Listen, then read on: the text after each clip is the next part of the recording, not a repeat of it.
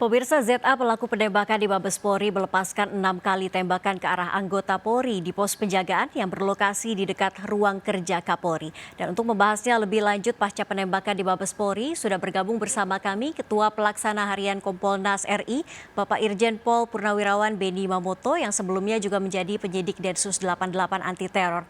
Ya, selamat siang Pak Benny, apa kabar Pak? Selamat siang, kabar baik. Pak Benny, ini penembakan di Mabespori ini sangat mengejutkan masyarakat karena terjadi di Markas Besar Kepolisian Republik Indonesia. Apalagi kejadiannya dekat dengan ruang kerja Kapolri. Ini apakah polisi kecolongan atau bagaimana menurut Bapak? Ya memang perlu dilakukan evaluasi soal SOP pengamanan. Kalau dari pengamanan secara fisik itu sudah standar, artinya sudah bagus. Tetapi bagaimanapun pelaksanaan pengamanan kan dilakukan oleh anggota. Pertanyaan yang muncul adalah bagaimana proses wanita itu sampai masuk ke halaman, artinya melintas dari pagar. Ini penting. Apakah dia sudah berkali-kali mencoba sehingga terbiasa, sehingga tahu kondisi lingkungan di situ, kemudian apakah aparatnya kurang waspada, atau ketika itu si wanita ini memiliki alasan tertentu yang masuk akal sehingga masuk. Ini yang penting, melintasnya di pintu sampai dengan masuk halaman.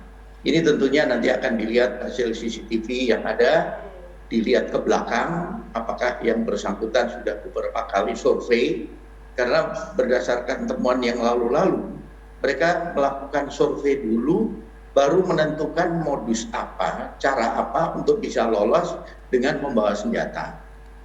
Nah, ini menjadi evaluasi tersendiri untuk SOP di pengamanan di Mabes Polri. Ya, Jadi ini saya melihat di sana ya, baik karena Pak dia dengan mau menodong setelah masuk. Baik, Pak Benny, dengan melihat profil pelaku yaitu ZA, seorang mahasiswi drop out, Pak. Ini sempat memposting bendera ISIS di akun Instagramnya beberapa jam sebelum penembakan terjadi. Ini kira-kira apa, Pak, pesan yang ingin disampaikan pelaku dengan aksi seperti ini? Ya, yang pertama tentunya saya yakin teman-teman dari Densus sudah langsung mendalami kenapa dia DO. Apakah DO ini karena dia tidak mampu? Apakah DO ini karena dia sering bolos sehingga tidak memenuhi target yang ditentukan oleh pihak kampus sehingga akhirnya DO? Ini menjadi faktor yang perlu dilihat, dipelajari, dipertimbangkan. Siapa tahu gara-gara dia terekrut, paham ISIS ini kemudian mengabaikan tugas dia kuliah. Atau dia DO, faktor DO inilah yang kemudian membuat dia mudah direkrut. Kenapa? Pengalaman kami memeriksa para teroris di Singapura, di Malaysia, termasuk di Indonesia, rata-rata mereka punya masa lalu yang kurang bagus, atau ada kekecewaan, ada dendam, atau diperlakukan diskriminasi dan sebagainya. Itu menjadi faktor awal. Dan ketika ketemu sumber-sumber atau situs-situs di media sosial yang bisa menjadi saluran kemarahan dia, maka dia akan kemudian mudah terekrut. Nah, ini perlu dipelajari. Saya yakin teman-teman Densus sudah biasa seperti ini, sehingga nanti bisa disimpulkan, oh DO karena ini, atau setelah DO baru terekrut dan sebagainya, termasuk dia mendapatkan sumber-sumber bahan-bahan itu dari mana, siapa yang menyampaikan, ini juga akan didalami. Nah, belajar dari kasus ini tentunya akan memperkuat bagaimana program kontranarasi edukasi dalam rangka pencegahan. Kemudian dalam kaitannya dengan milenial, anak-anak ini masih milenial. Ini juga sama karena anak-anak sekarang lekat dengan gawai, dengan medsos. Ketika dia curhat, ketika dia galau, dia pasang status, itu menjadi sasaran rekrutmen kelompok teror, termasuk narkoba. Jadi kan narkoba ketika mau merekrut kurir, biasanya arahnya ke sana. Dia cari yang di statusnya lagi galau, dia akan deketin. Kalau masalah keuangan, dia akan dijanjikan bantuan keuangan. Kalau dia sakit hati, akan ada yang nanti kemudian mendekati dia dan sebagainya. Inilah yang tentunya menjadi catatan tersendiri, karena di era sekarang ini melalui medsos, melalui situs-situs radikal, dengan mudah orang mengakses, mendapatkan informasi tentang cara membuat bom, bahan baku bom, kemudian modus-modus serangan. Seperti contoh, si anak ini memilih target, kenapa Mabes Polri? Bisa jadi terinspirasi apa yang terjadi di Makassar, karena dia tidak memilih menggunakan bom, ya karena dia akses ke senjata.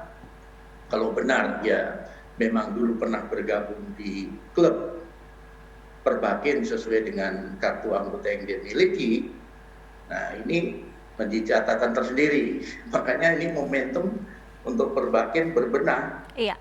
Klub yang sudah dibubarkan atau tidak terdaftar, ini harus diaudit anggotanya kemana saja, senjatanya di mana saja, beralih ke klub mana, ini harus clear. Kalau tidak ya seperti ini. Baik Pak, ini kan penembakan di Mabes Polri ini terjadi 3 hari pasca ledakan di Makassar Pak. Ini bagaimana sebetulnya upaya yang bisa dilakukan untuk memerangi aksi terorisme seperti ini Pak?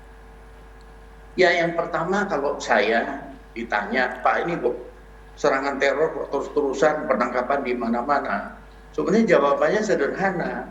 Ketika persemaian bibit-bibit kekerasan terorisme ini berlangsung terus, yang dilakukan oleh pihak-pihak tertentu, maka hanya tinggal menunggu waktu kapan itu berbuah berupa serangan teror.